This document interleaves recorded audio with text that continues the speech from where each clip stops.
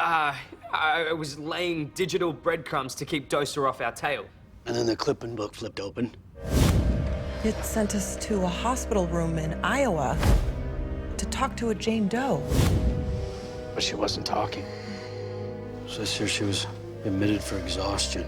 The nurse said they picked her up at a carnival. She was their juggler. She came in with open sores on her hands. Busted hands, perfect manicure. Definitely not the nails of someone who juggles for a living. Oh, but she was wearing a ring. With a unique seal. It's a sign of the 12 tables. Heart of Roman law. The ring is a coveted award given by the California Bar Association. Last year's winner, Charlotte Holloway, Esquire. Yep, she's a bigwig partner for a law firm in San Francisco. So this woman left a high-paying job at a law firm to join a carnival. It happens. I mean, Baird left her super cool job with the NATO Anti-Terrorism Task Force to become a guardian for the library. Way better dental plan. Nothing about this woman, Charlotte Holloway, seemed to add up. So we went to check out the carnival and talk to the carnival's owner. The amazing Mysterium. Ah, the juggler. She collapsed this morning. Couldn't keep up with the stress of carnival life, I suppose. She used to be a high-power attorney. Yeah, I didn't know that. Come to think of it, how did you know that? We're librarians. Ah, well, she was one of the greatest jugglers I've ever seen. Hard to replace on short notice, but we make do. Well, we'd like to take a look around if you don't mind. Mind?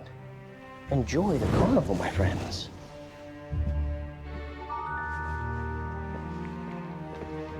Two heads are better than one.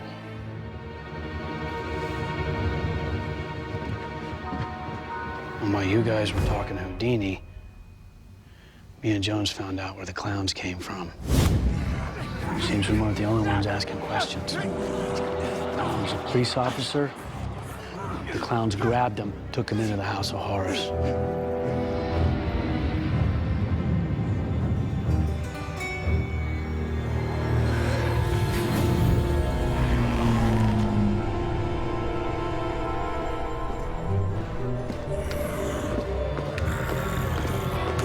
Come on, guys. Let's get out of here. Come on, let's go.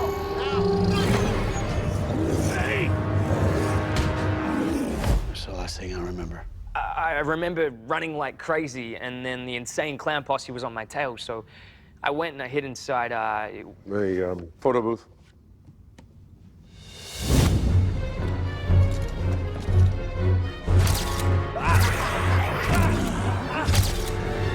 worst souvenir ever.